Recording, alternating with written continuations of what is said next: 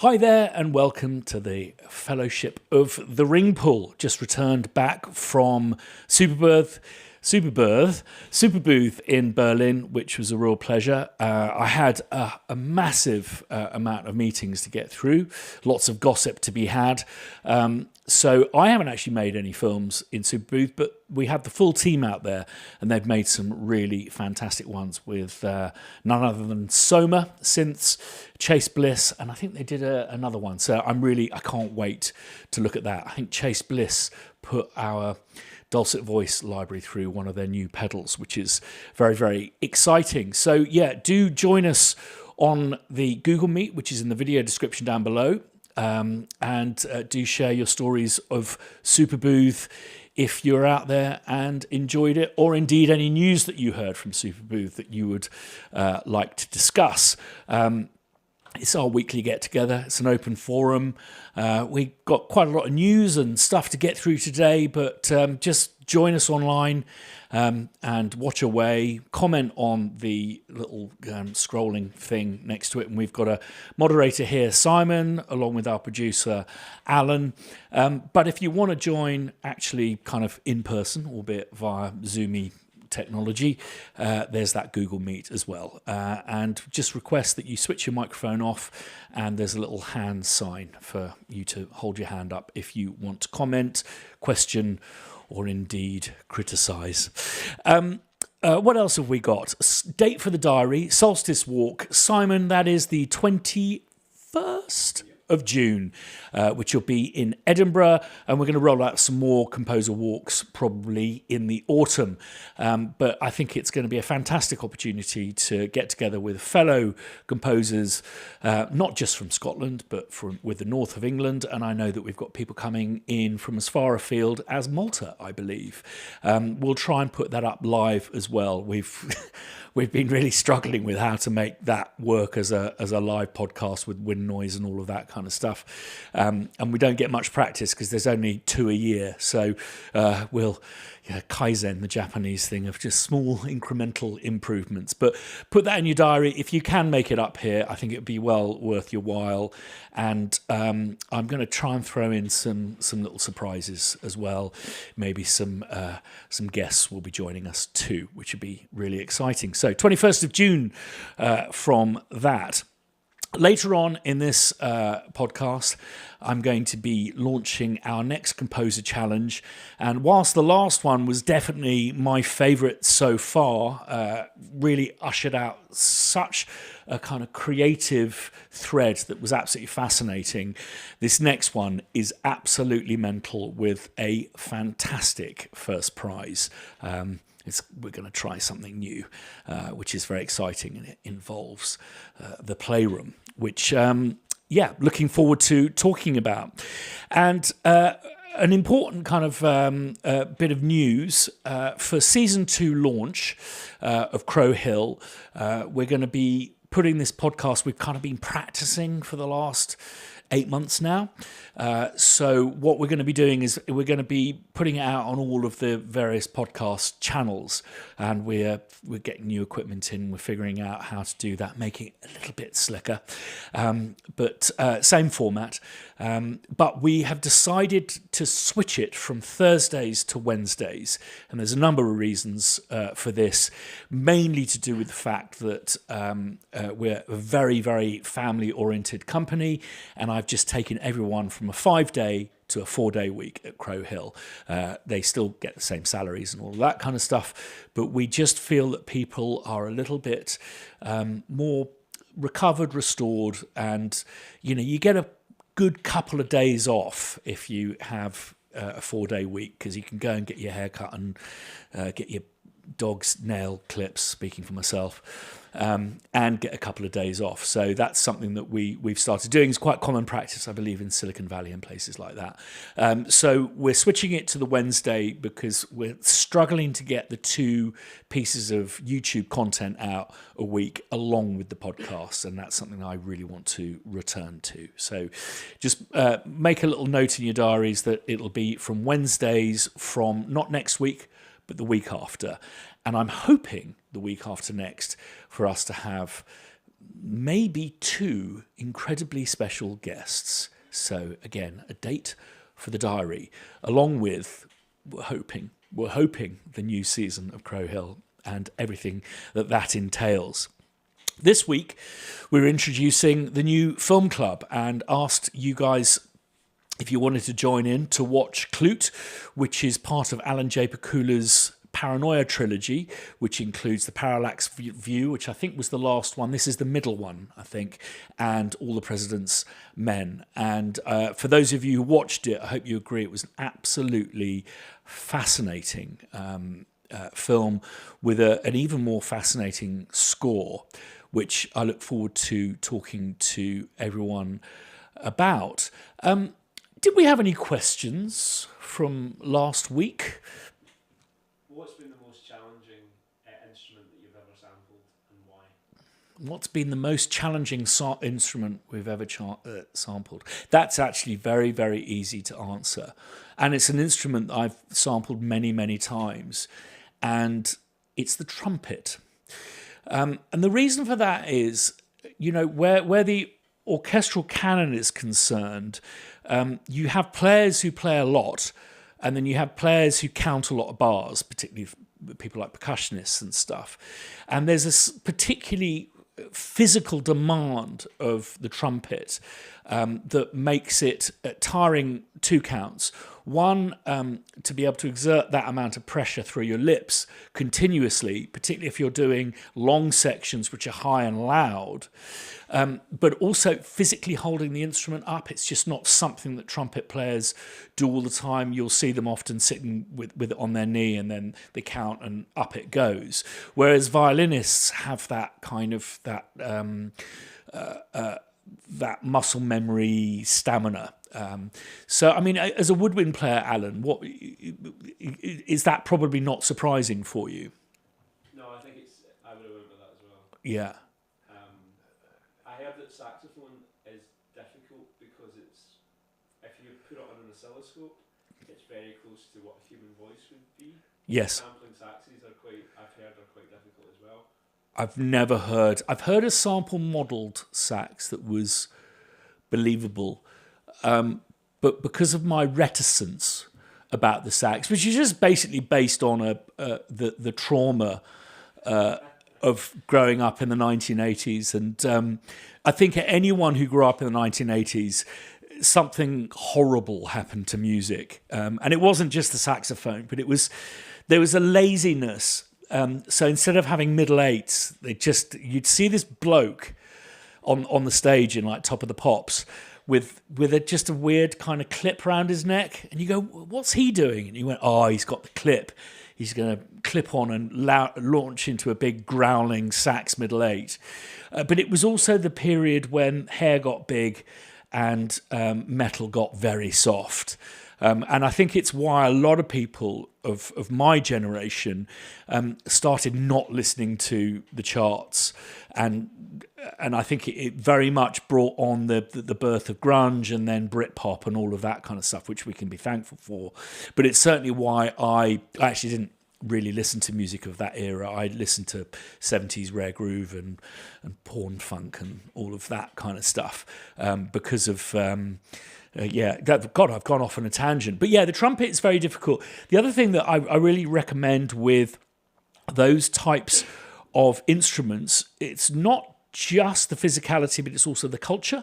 And often trumpeters, even the orchestral ones, will also have a lot of jazz gigs that they do, playing brass sections, this, that, and the other. So they tend to be the slightly more kind of leather-jacketed rock and rollers of the orchestra. And it's extraordinary that brass contains not only trumpets but French horns, and they're brass instruments, but culturally, the French horn players tend to turn up with a tweed jacket and a tie for the men, and whereas the trumpeters tend to be a little bit more rock and roll. So asking a trumpeter to come in and do triple Fs up in the gods at 10 o'clock in the morning is something that I've learnt not to repeat. So that's the answer to that question. But I'm going to welcome in people to the Google Meet. As I said before, if you're on Instagram, pop over to YouTube, click on the Google Meet. If you're on YouTube, there'll be a Google Meet in the video description down below. So come on board, hit mute on your microphone, as in the little mute sign on your on the screen, and then stick your hand up if you want to have a chat. And we've got some new faces that I've not seen before. I'll start though with you, Jay. It's a very fine poster you've got in the background there. Right? Really nice people gave it to me. Excellent stuff. It looks very, very handsome. How's your week been? Dude, it's been surreal. I had the chance to meet someone yesterday. Well, Monday. They came on Monday, and then I had some not dinner. It was more like a wine and a chat last night. That's all I can say about it because it might be very, very NDA later on. Yeah. So I'll just leave it there.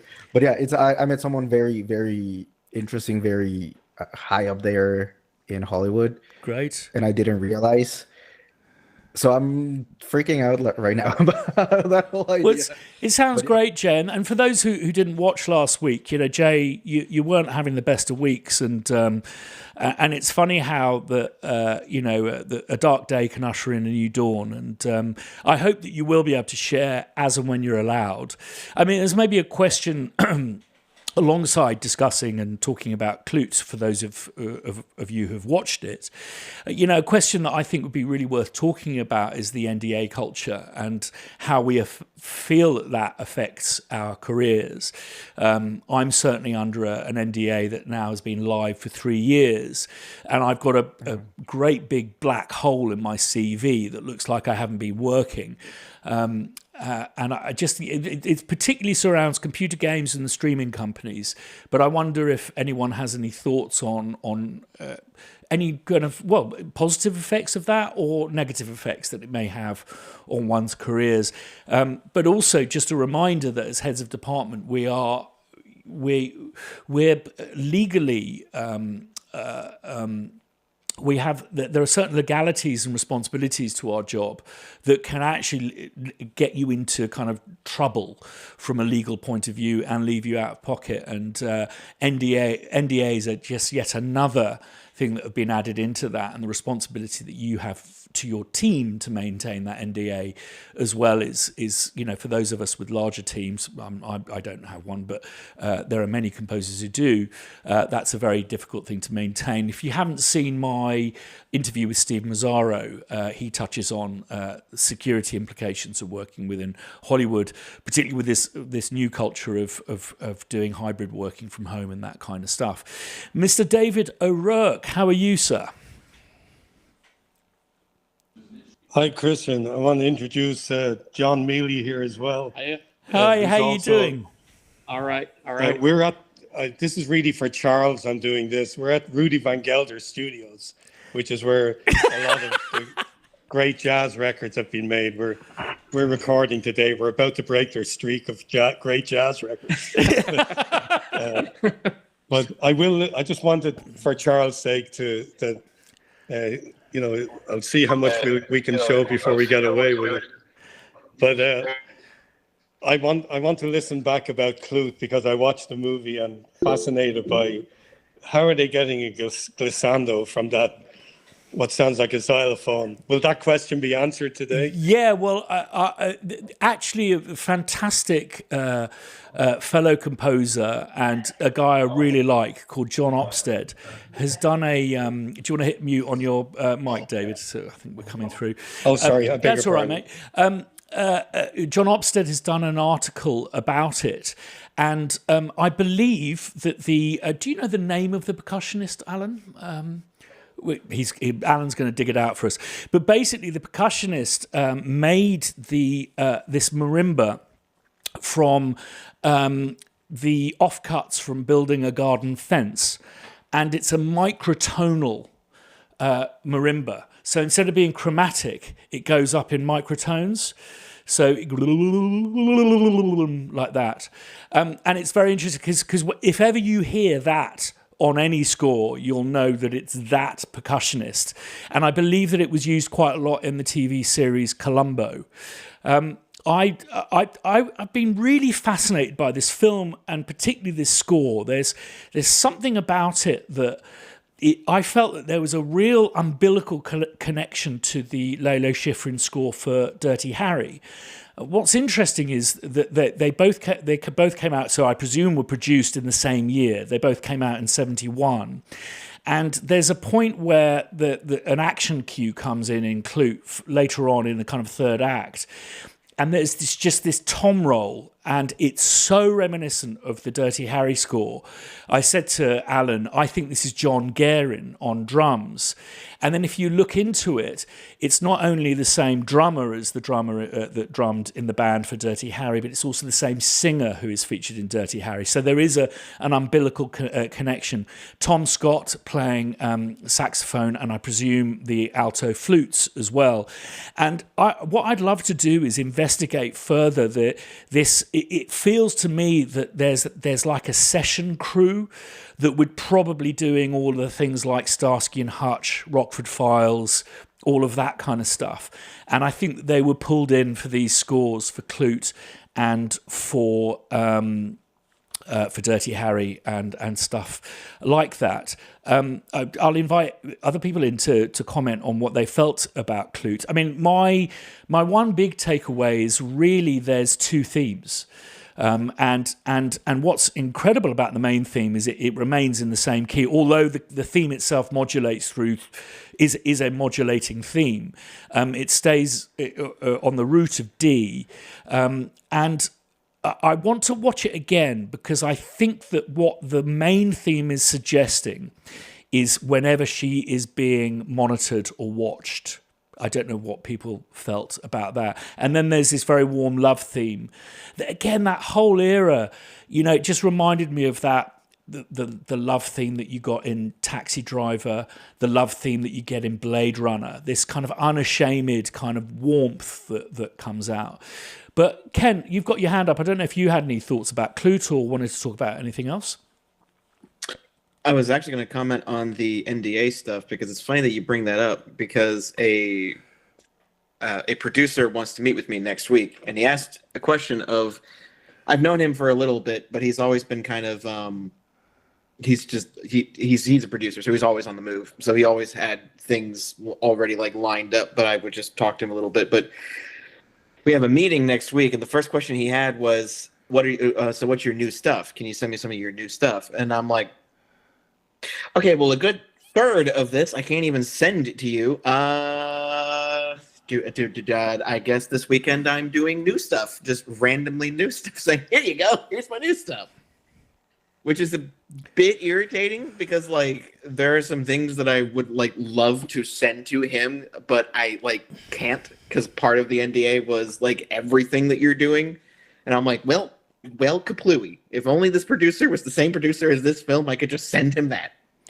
Yeah, and I think you have to be, even if you're not under NDA, I think you have to be very careful about sending stuff that hasn't been released, not from a legal point of view, but I think it's a small world, and I know that I was pitching on another film, and the director I was working with on the score that I was working on and sent through to pitch for another film said, what's this I hear about you sending my mate some stuff that we're working on?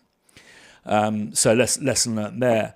But maybe a good suggestion, Ken, is that should be a means of encouraging us to noodle away and do our own little kind of artistic projects in the background, so that there is stuff that we feel happy to send that's interesting. Merlin, how are you? Hey everybody. Hey Christian. Hi. I'm all right. I've had the craziest week of all time. Like on the day we were leaving, driving up to Portugal, about an hour into the drive, my car suddenly broke down and is now beyond repair. It's not worth repairing anymore. It's too extensive. After I had had it just serviced and everything, so it was completely out of the blue, and so I'm stuck at home a week or two longer until I, find a new car and try this again. But I'm good otherwise. It was one of those days. I wanted to also comment on the NDA thing. I thought it was also funny that you brought it up, because I just had a conversation yesterday with a friend who's completely unrelated to the media industry. But that topic somehow came up, and I told him, I always feel really socially awkward when it comes to that, because I always feel a little bit pretentious, being like, oh, I can't talk about that. It feels like you're making stuff up.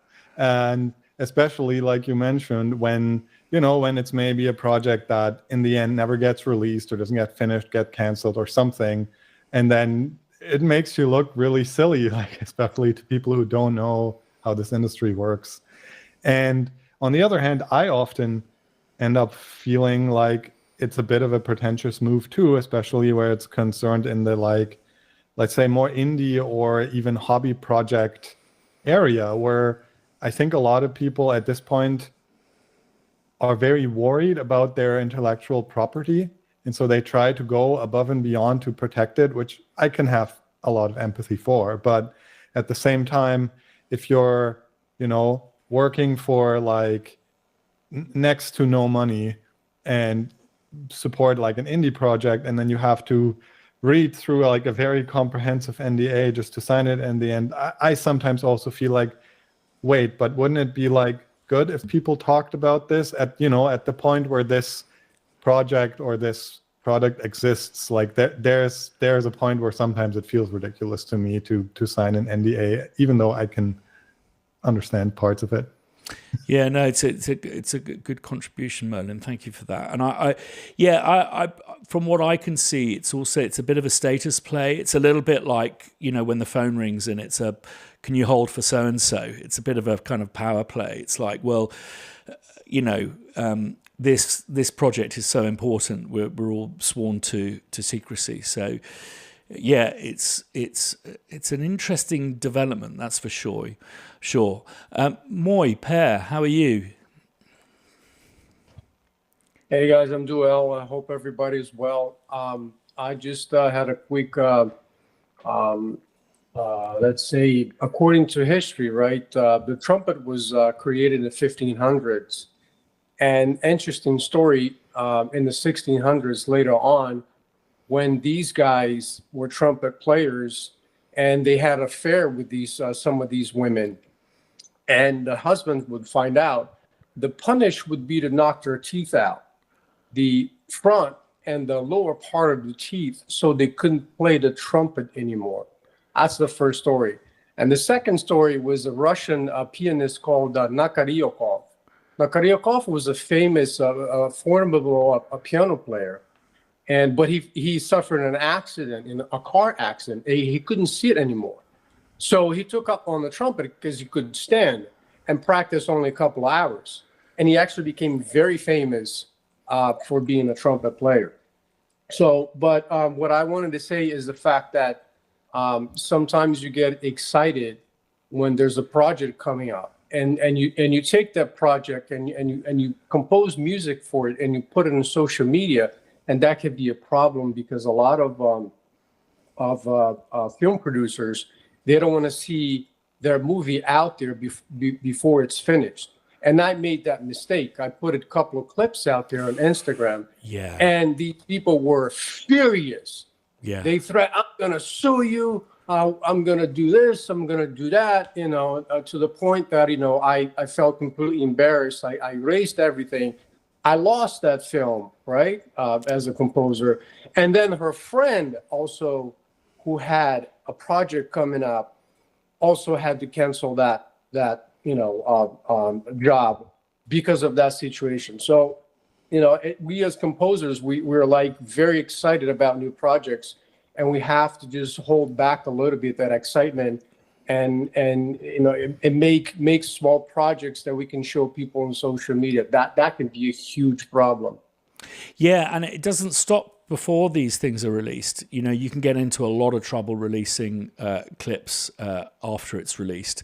There's all sorts of contracts with the actors and all of that kind of stuff that can cause real problems. So it's something you have to be really, really careful about. And, you know, it's one of the advantages of having an agent is they can manage that kind of content distribution, zipping files up, putting them in Dropbox, putting, you know, disclaimers on and all of that kind of stuff. But you do have to be very, very careful. I think there's a very, very famous case of what was the film about with Achilles in, where the film had been composed by that composer from Beirut, I forget the name, Troy.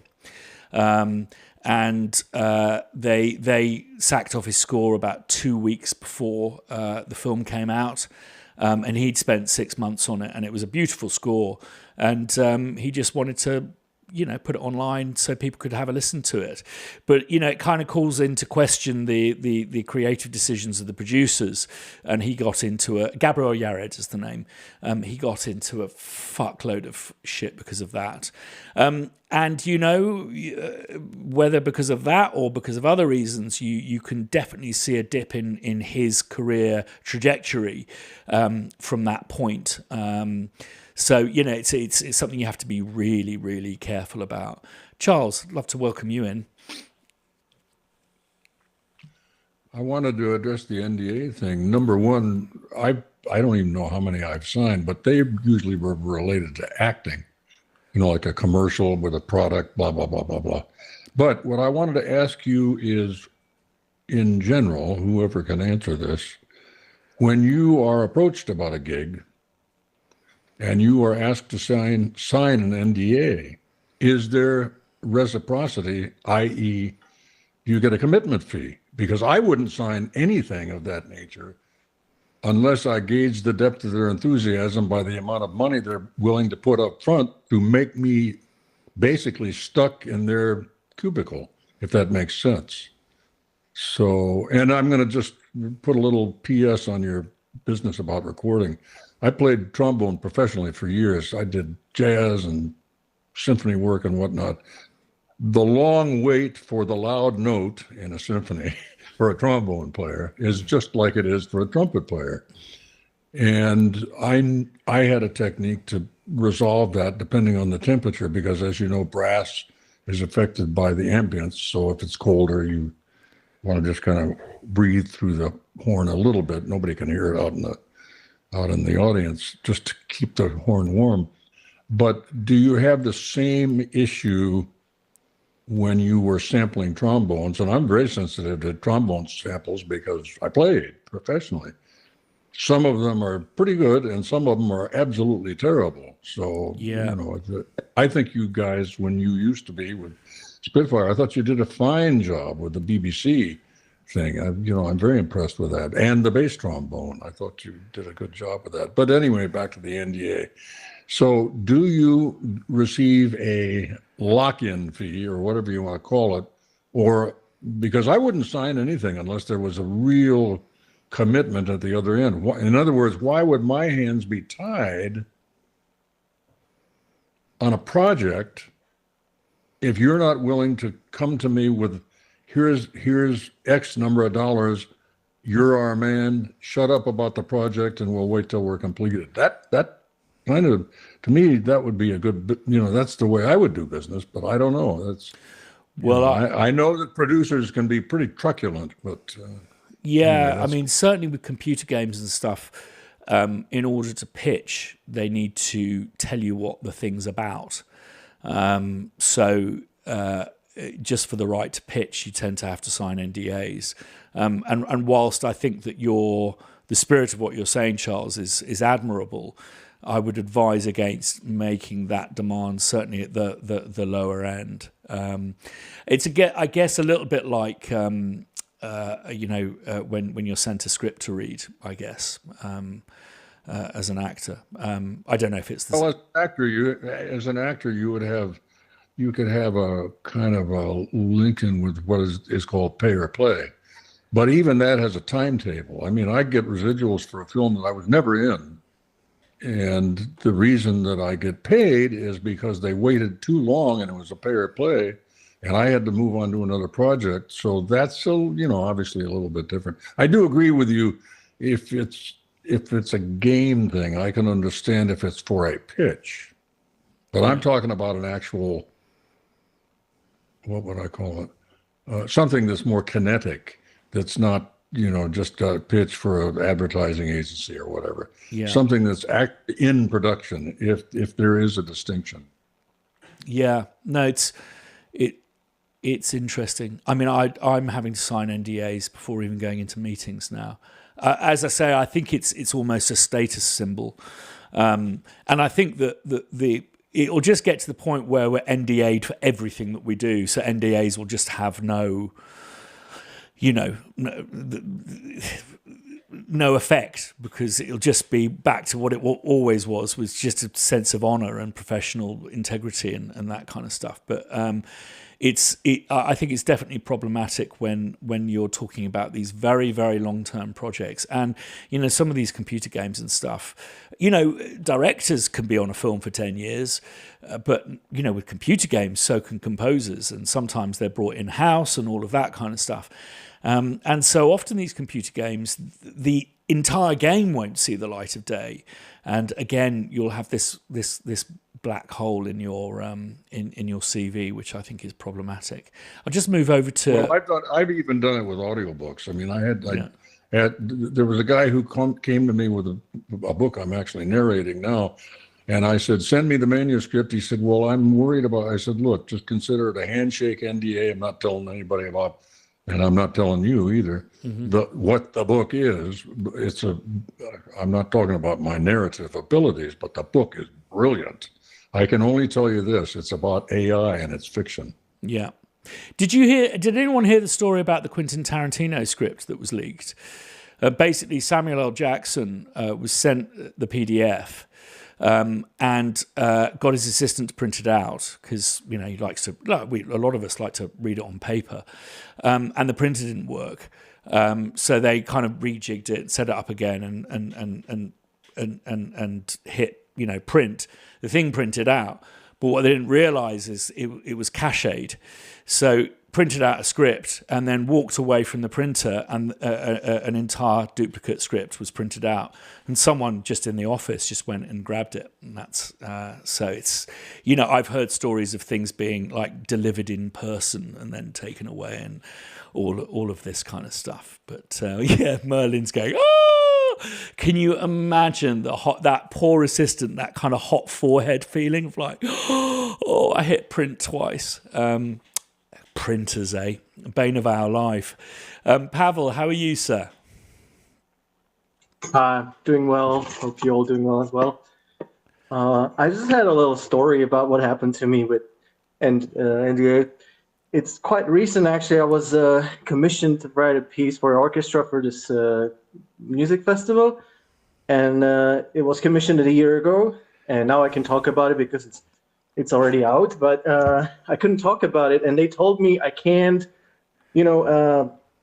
post anything about it or talk about it, and that they will have their own marketing happening thing where they will shoot an interview or whatever. And a month ago, they came with a team, they shot an interview. It was kind of awkward. It seemed to me they're not very organized, or it was like they were not figuring out stuff very fast, and they had issues with cameras and stuff. But I was like, whatever, it's just new place, and because they shot it in my house. And the video came out and it was just horrible. And I was ashamed to put it out. And they told me I can't market it, or I can't talk about it by any other way than using the video. And I was like, but it looks so horrible. And in the end, I put it out. But I've never been so ashamed of myself on a video before. Yeah, it's a new age we're living in where everyone's capable of marketing themselves. And in my experience, it really freaks out PR companies. They want total control of the output. I mean, to the point where, and this is something that's really been taken up with BAFTA. I was nominated for a BAFTA with my brother and Alexis Smith for Alien Isolation, and we weren't allowed to say that we'd written the music because the BAFTA nomination went to the music. To the sound department, and this is BAFTA for original score. The sound department for Alien Isolation weren't invited to the BAFTA ceremony. When we wanted to talk about it, we had our wrists slapped a lot. I mean, I understand that the organic evolution of computer games does come from a completely different part of our culture. So, as they're kind of being ensconced into the Ivor Novellos and the BAFTAs and the Oscars and all of this kind of stuff, there will be these clashes of cultures.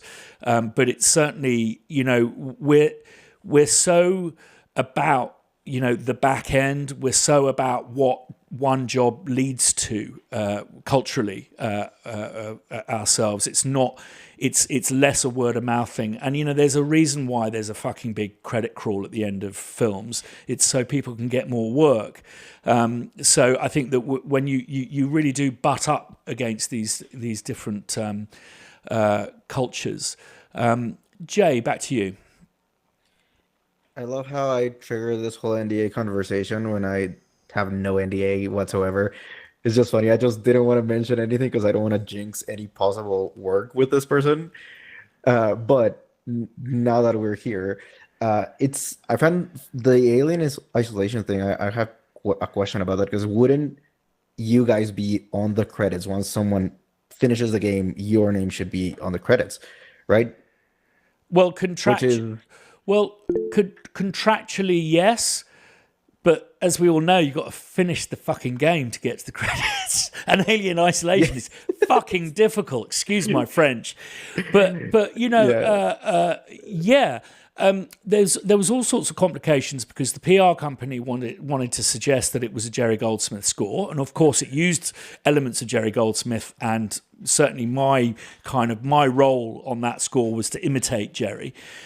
So there's that kind of angle, and that he's done this score posthumously and all of that kind of stuff. And it was great to be nominated as a co-nominee with Jerry Goldsmith. It was a pinch yourself moment. Kind of like if you had like a Star Wars thing that uses the main themes, John Williams still gets credited. Yeah, absolutely, and fair enough. But the PR company wanted to say with the original music by Jerry Goldsmith, and don't want to dilute that message with the other composers. The other thing with computer games is that you're not part of the editorial department, you're not part of a music department, you're part of the sound department.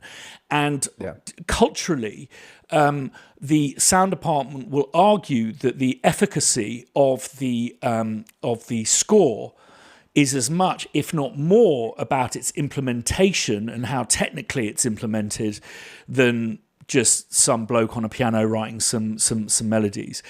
I can see the argument, but naturally, again, the thing that I'm returning to something that I mentioned, weeks ago, was I think that something's forgotten about what we do is we tend to start playing our instruments when we're 5 years old and put, our 10,000 hours in and finance it ourselves and all of that kind of stuff. And there's a bit more to it than just sitting on GarageBand moving blocks around a screen, which is what it appears from the outside. And now that you mentioned that, I got told something yesterday very interesting, specifically about, the 10,000 hours. This guy said, the thing is that a lot of it is in instinct because we're just so in our thing.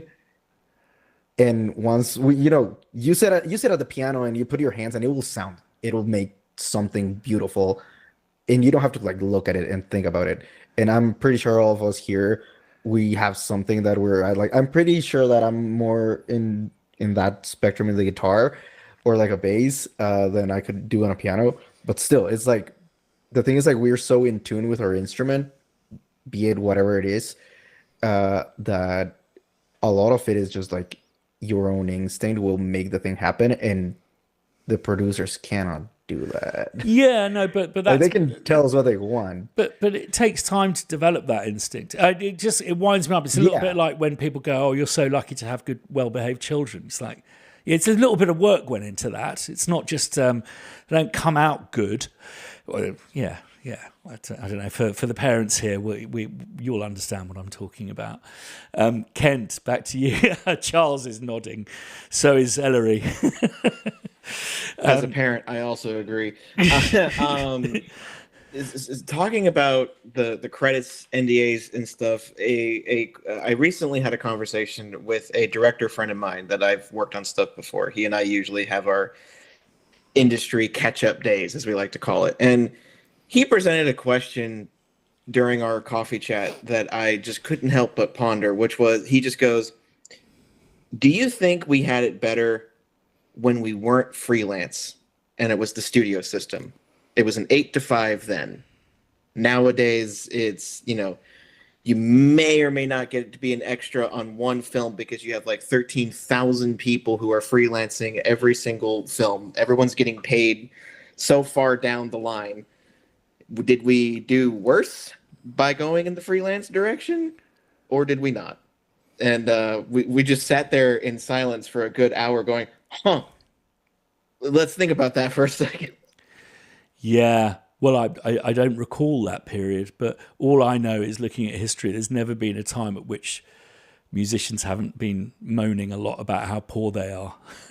It's just, it's why we've gone from village to village, earning our keep. The thing that you mentioned, Jay, about the chord, I knew a friend of my father's was an actor.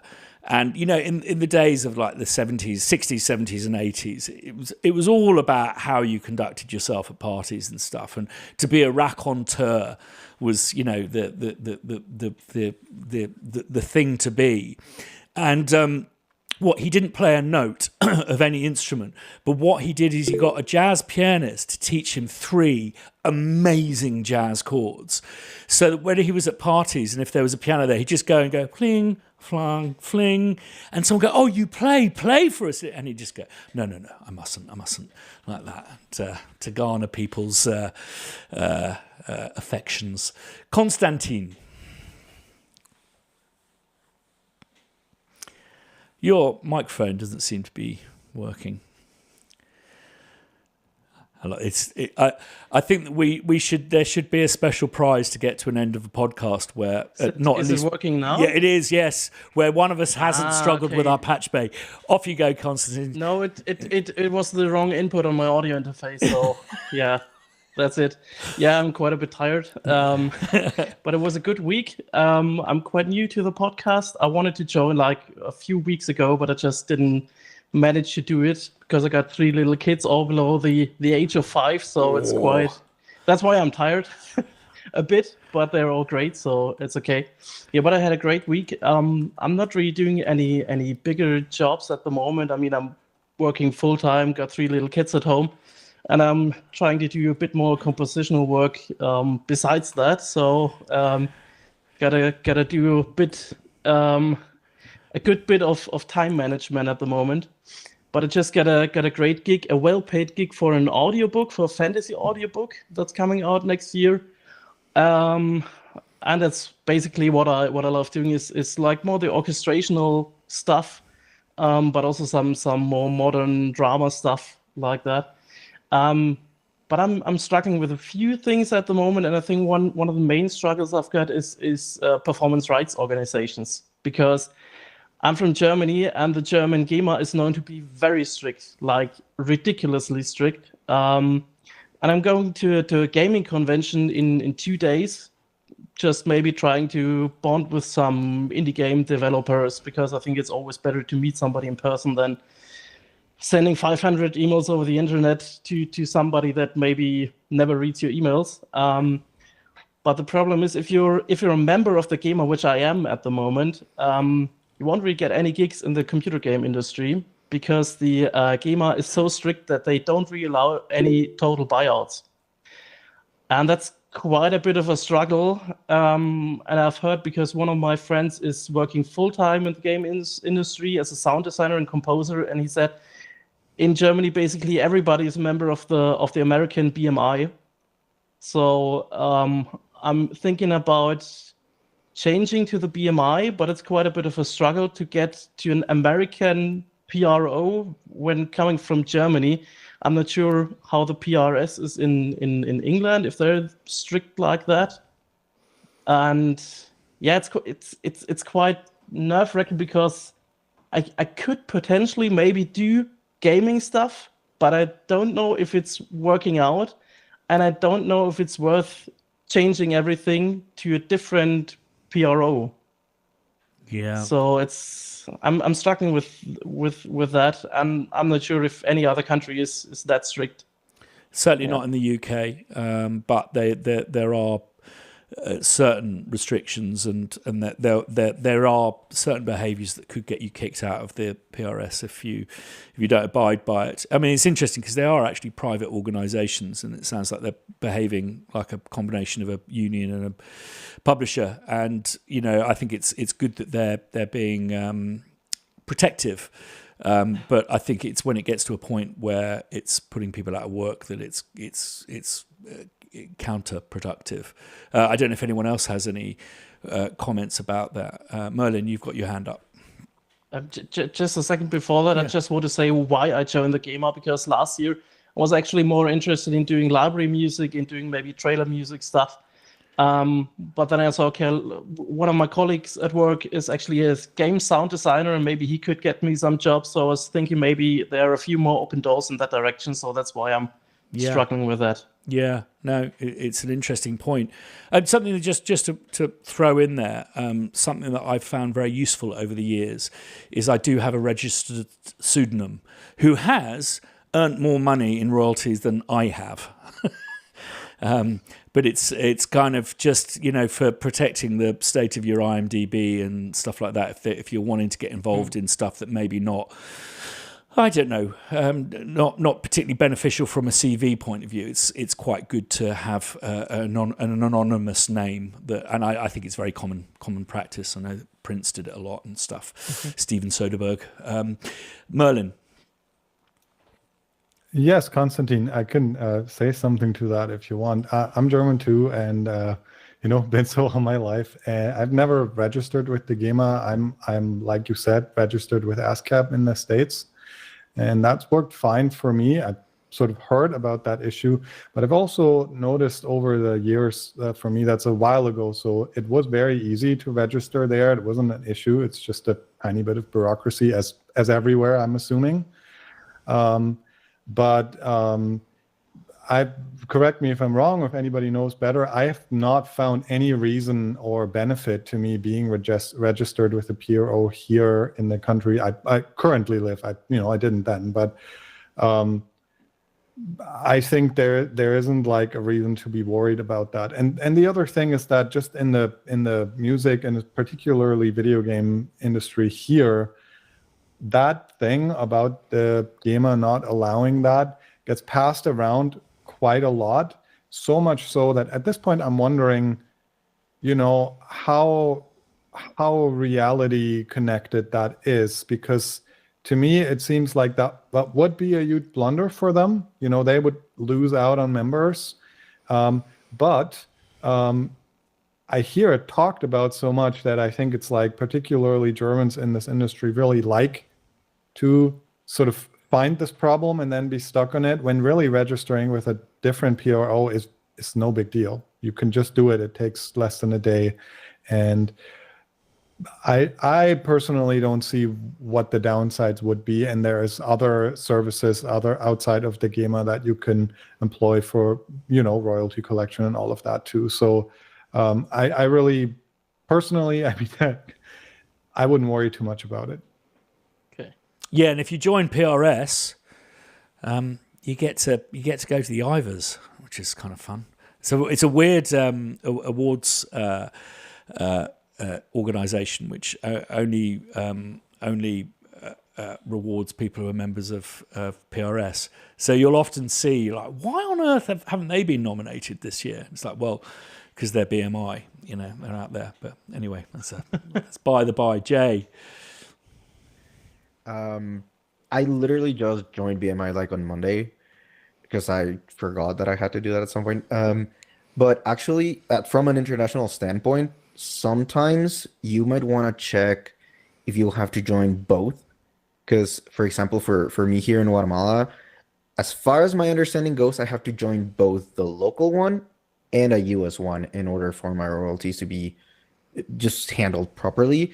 It's nonsense. It's a mess, but you might want to check on that about your PRO. And also, like, getting out of it, it's apparently really easy. You just get a release and you can join BMI if you can only need one. So it's very simple if you would rather do that. ASCAP does the same. Literally just read that yesterday. However, the not letting you do any other, like your PRO not letting you do a buyout or another type of work, that sounds strange. As far as my understanding goes with that, they shouldn't be able to have a say on that. They only take care of giving you your money for the things that get played, right? Or that's what I remember from music school. However, still, you might want to look into just if you can join both, because as far as I understand, for sometimes for some international countries, you have to do both your local and a US or UK one, like a major one, in order for things to be sorted out properly. Sometimes it's about a tax thing. I know at least here it's mainly a tax thing and a bank situation. The reason why they ask you to do that is really strange, but yeah, you might want to look into that. As a general point, you've got to be very careful about setting up business in America, because they'll go, we just want tax on everything, regardless of where you do it. And surely Donald's going to stop you from having joint PROs soon. Naughty! Stop it! I won't go into that. I mean, I think in Germany it's not really necessary that you are a member of the GEMA. I think it's totally fine if you're a member of any other PRO. Yeah, I'm just a bit curious about, for example, BMI was the one that was always recommended to me, and I think now that they've been, sold to some kind of investment company or something, that makes me a bit curious about if it's really the right way to go. Yeah, and if you read something in Germany with like American bank accounts and all that stuff, it always frightens me. Yeah. So I'm not sure, but yeah, well, it's fairly easy to get out of the GEMA, but it just takes a long time, because you have to send them a letter until the 30th of June, and then you're not a member of the GEMA anymore next year. Okay. So it's not like it's 2 months and you're out of there. So it takes like half a year and you're out of them. I mean, it should be fairly easy, because I haven't registered anything at GEMA, not even my own band stuff, because we didn't have GEMA in over the last years. So I just didn't find time to register that stuff. So it should be fairly easy with that. Yeah. I know. I'm just before I come to you, Idris, it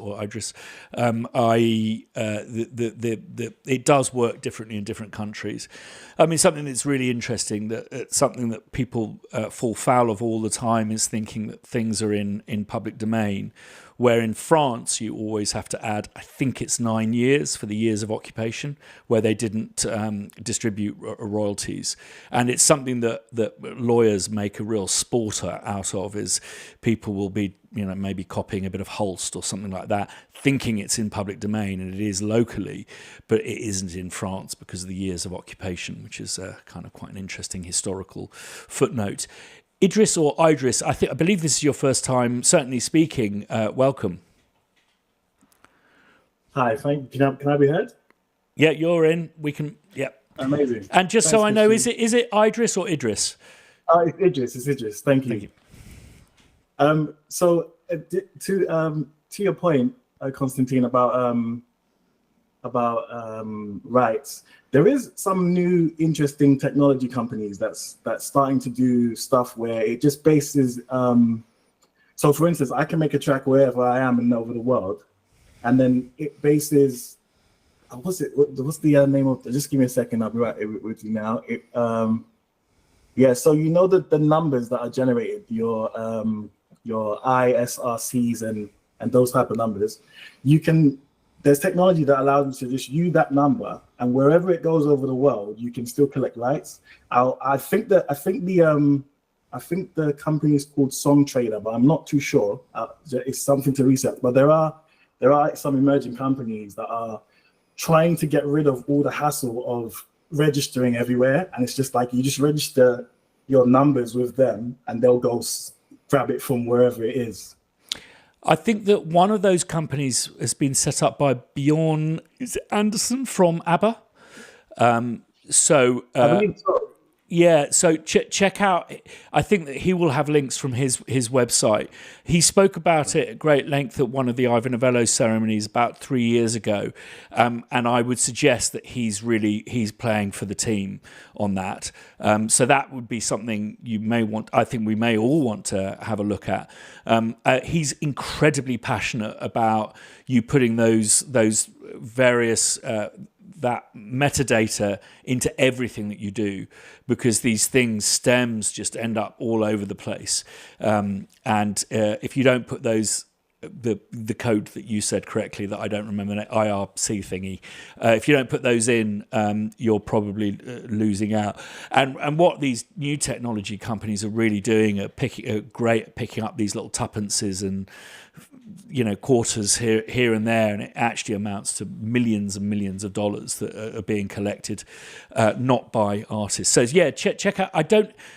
It is Bjorn someone. It's one of the two guys from ABBA has set something up, so well worth checking out. Yes, I mean, I don't know if anyone else has had a chance to watch Clute and had any thoughts about the score or the. I mean, I thought the performance by Jane Fonda was incredible, and to watch it in context, I thought it was very interesting that a lot of it seemed to be improvised, but also considering it was 1971, there was a lot of very therapy stuff that would have been very, very unusual in those days. Saman, I don't believe we've spoken before. How are you doing? Yeah, we speak before. Fine. Oh, I'm sorry. I hope you're all right too. Yeah, I just want to talk about the Clute. Actually, I watched it yesterday, and thanks for enlightening me about the marimba sound that it's handmade. I thought how they could pitch down that sounds like it, but it seems a real instrument. And it's quite interesting for me, at least, I'm not really familiar with that era's music because of my age, for sure. But for me, it sounds very, like a modern compositions somehow, with a lack of a low end maybe. But it was quite interesting, that dulcimer sounds even in some tracks, and the vocals they used. And it's quite interesting, I digging out who was the composer, Michael Small, and today I was listening to his other works, and they're fantastic.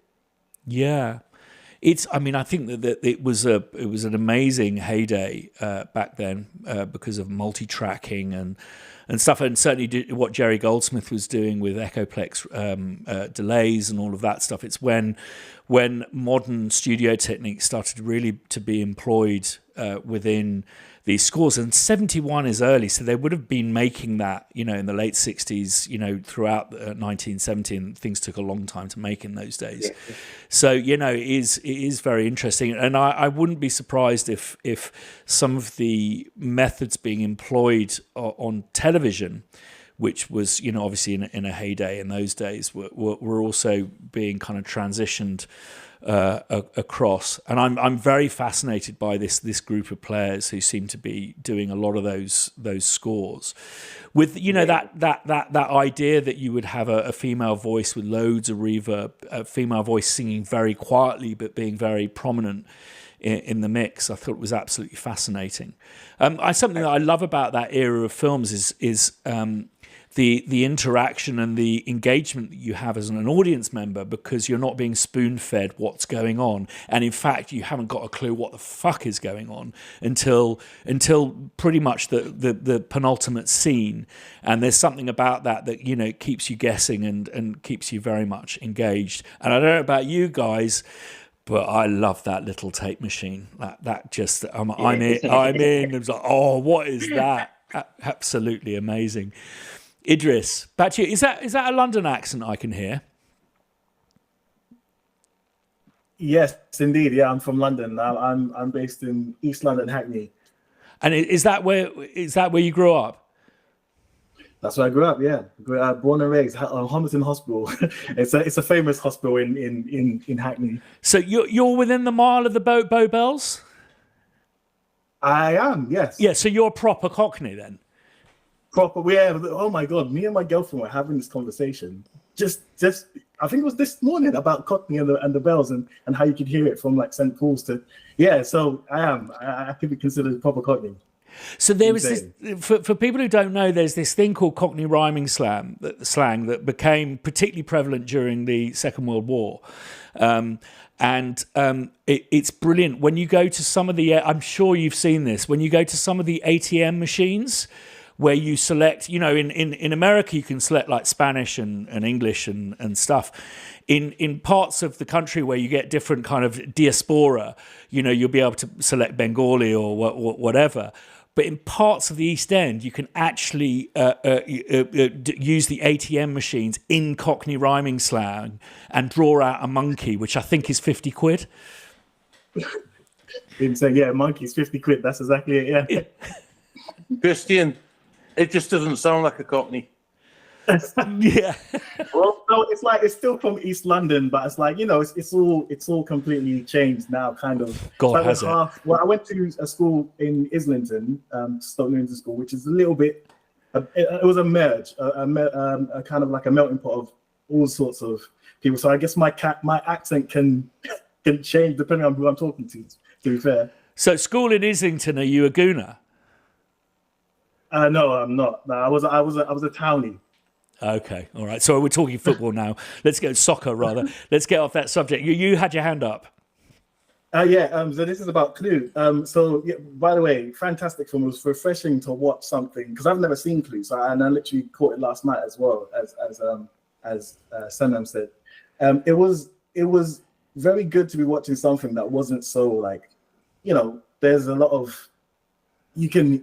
I feel like you can feel some of the politics in films now, right? But that was just. It didn't hold your hand at all. It didn't tell you what was going on. Like you said earlier, it was just have a watch of this type of a thing, and it was very, very, very, very intriguing. Not even just from the music standpoint, but just the film in general. The music, by the way, insane, like beautiful. The Darsima part that you were talking about, I really loved that. I really peaked up at that moment. I was like, wow, the way this is being used. I was trying to work out whose theme it was, what it was for. It was quite complicated actually, but it was really a really good watch. I was gonna say about the sound. Yeah, originally it was a hissing fest. there was so much hiss in the beginning because we have our like DSs and all that stuff now.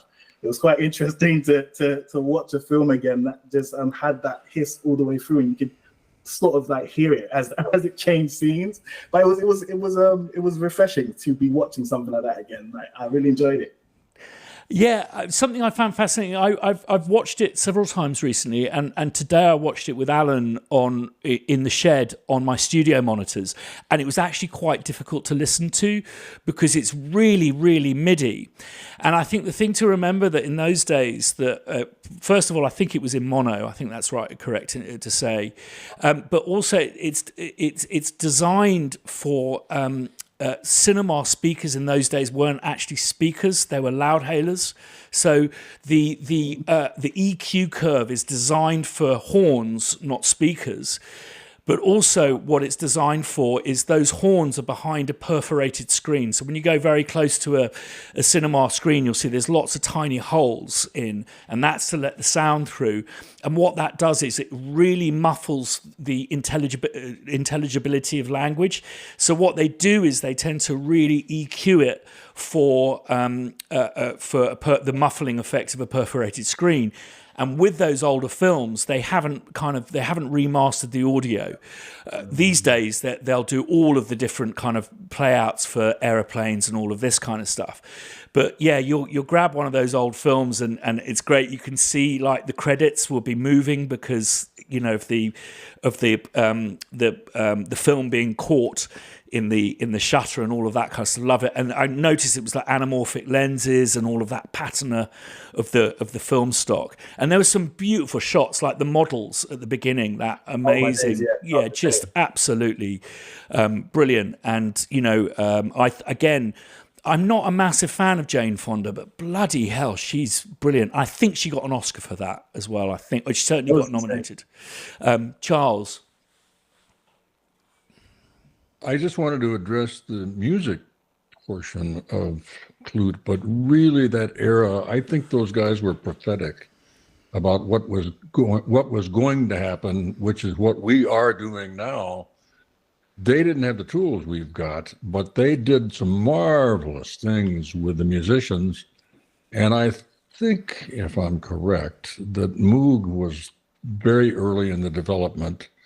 I think I told you that a friend of mine wrote the CBS mnemonic, or whatever you want to call it. Ba, ba, ba, ba, ba, ba.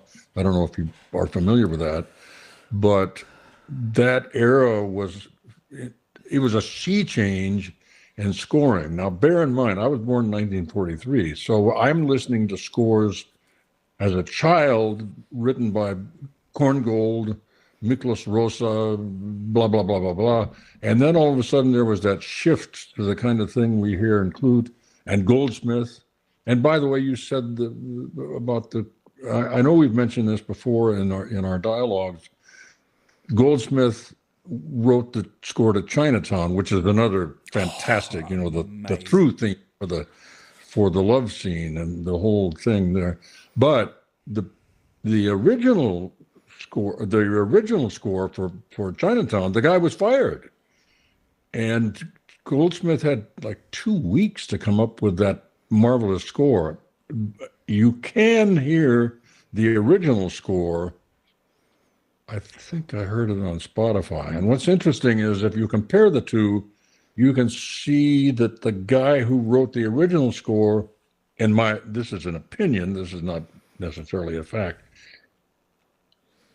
his score reminded me of a lot of the stuff that I got to play when I was in LA playing trombone, more for almost rehearsal bands at the Musicians Union.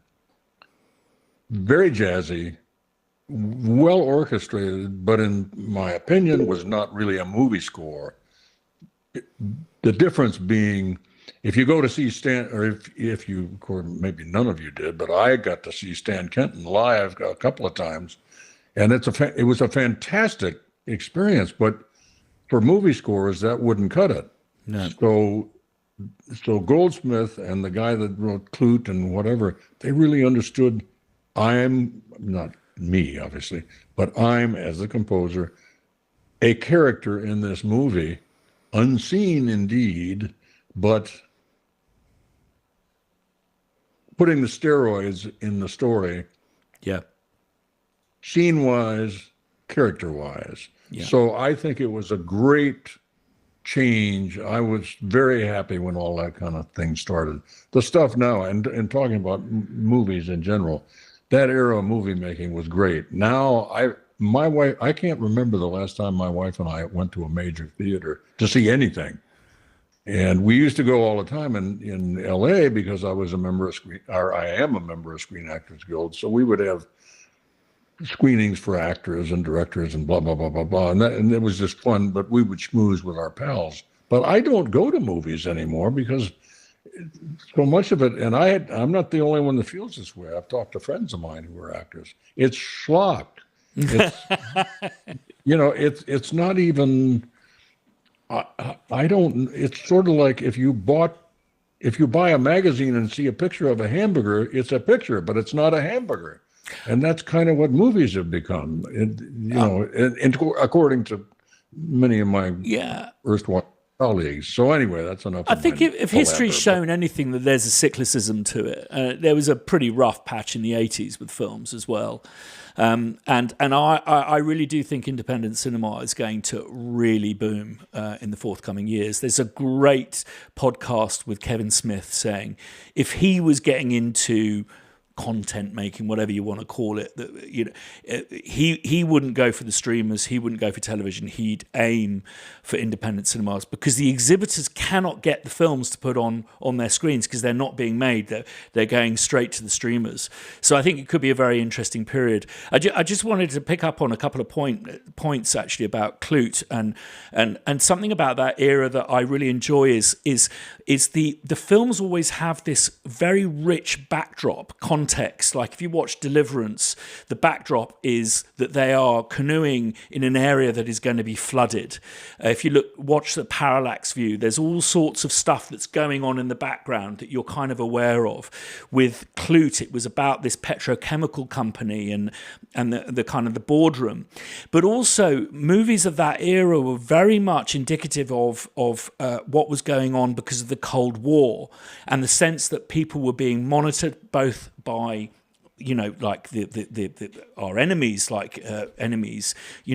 Russia, but also they were being monitored heavily. This is post-McCarthy era, being monitored heavily by the CIA. And there's a particularly poignant moment when talking about, the theme of this paranoia trilogy was about surveillance and about bugging and stuff. There's this very poignant moment up in this skyscraper when a submarine goes past in the harbour, which again is very much indicative of the era, and I think very, very interesting. Les, you've had your hand up for a while.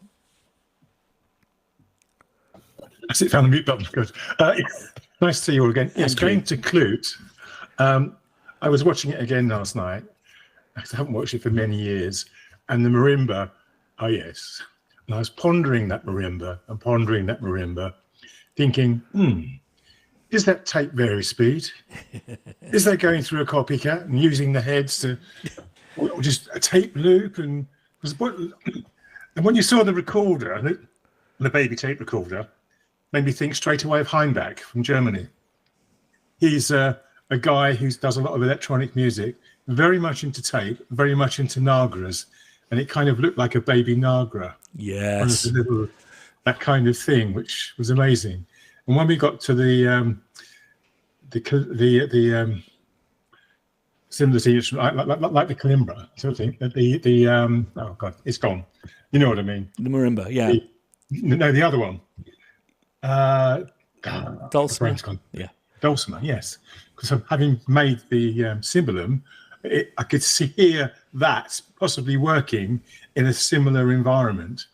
Yeah, that was quite interesting. But the simplicity of the score, but how poignant it was with just the use of a couple of instruments was just like, absolutely. We were talking earlier about the political and the surveillance era of the time, putting into that mix musicians such as Gil Scott-Heron, who was very enlightening of that whole era. Yeah. Have you heard much of his work? Oh, I'm a huge fan. Yeah. Okay. They almost lost New York. Yeah. But that was not my point. But yeah. Something I wanted to do is announce the next composer challenge. But I just want to throw into the mix that we can maybe a point we can refer to. And this is absolutely a supposition. I may not be correct in this, but I think that if you look at the scores of that time, both the composers and the musicians, there is this massive umbilical link to Miles Davis because he hired and fired so many composers, but also because he was such a trailblazer with kind of different techniques and wasn't a jazz purist. I wonder if his influence is felt but not talked about. I'll throw that into the mix. Alan's got a little bit of a VT to play about bonkers composer challenge that we've got to run. So it'll probably go a bit silent for you guys on Google, so you might want to hear it on YouTube or catch up with it later. But this is the idea that the team has come up with. So over to you, Alan. Duct tape. Imagine you're on holiday. You're away from your rig, your sample drive, and the internet at your hotel is fucked. but a gig comes in, a pitch for a trailer. So what do? Do you just pass on the opportunity, or do you use the tools around you to create this pitch, bearing in mind that a pitch doesn't have to be a master, it's just a way of persuading a creative team to work with you and develop this idea? Big book slam. Right. These kind of scenarios happen all the time. In fact, this one happened to me. And what I did is use my laptop. The DAW that I had in there didn't have any instruments or samples in it, and sounds I made from my smartphone. Here at Crow Hill, we love to offer people opportunities to practice real-world scenarios to prepare them for the real world. We want you to score the trailer that Jack made for the Snakes of Russia Venom library, but without any commercial sample libraries. And in fact, you're only allowed to use your mobile phone and your DAW and plugins that either come with that DAW or that you've downloaded for free. Now, I wouldn't put you through this without getting my fingernails dirty myself. So the team have suggested to me, why don't you do the challenge, but with recordings that we have made on your phone, and you're only allowed to use those. Okay. Lamp with a USB... Wait. Lamp hit with a USB-C. Oh, fuck. What? Those. Now, I'm not suggesting you have these restrictions, but I'm going to face up to the challenge and see what I can come up with. In fact, I'll be putting a video about that up on Sunday. It's kind of Sunday morning hangover fare for you. As always with our challenges, the prizes are going to be mouth-watering, but also you get to express and demonstrate and showcase your creative prowess to your peers and to people at different levels within their careers. People looking for assistance, that kind of stuff. Now, you may live in a situation where you have sensitive flatmates or neighbours, or you live in a very noisy environment. Not to worry. You can use these sounds that the team have gathered for me. Lamp hit with a USB-C. As a starting point too.